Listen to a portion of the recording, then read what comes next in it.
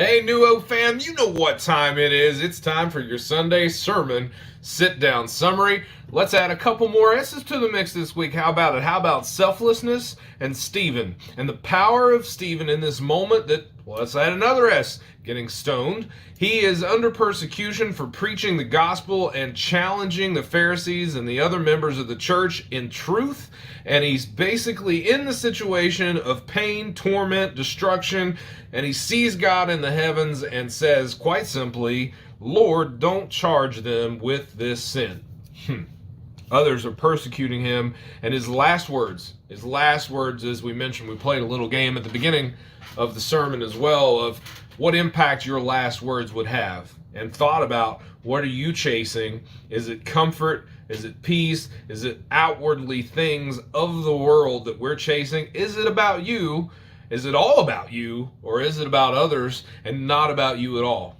And those are some grim, sobering thoughts for a lot of us, because we get to a place where we're a little bit better than we used to be. We think we're following the steps, but then we read a story like this and we realize it's terrifying and scary at the same time to think, if I was in that position where others are persecuting me for my faith and for what I know is the truth, for the truth that, by the way, you can't speak and live the truth if you don't know what it is. So if you're not reading your Bible, we should do that to make sure we know what the truth is.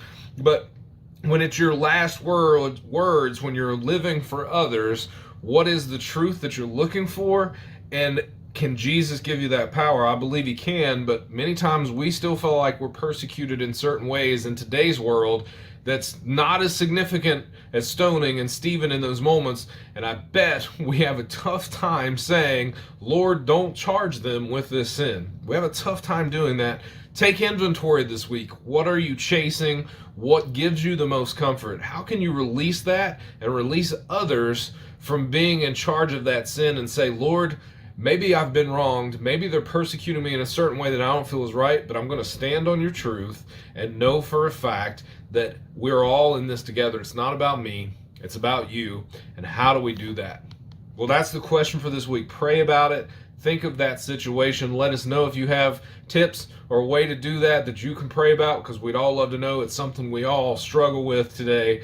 And I know that if we do that, we are well on our way to doing best what we do most, and that's restoring hope one life at a time through Jesus Christ.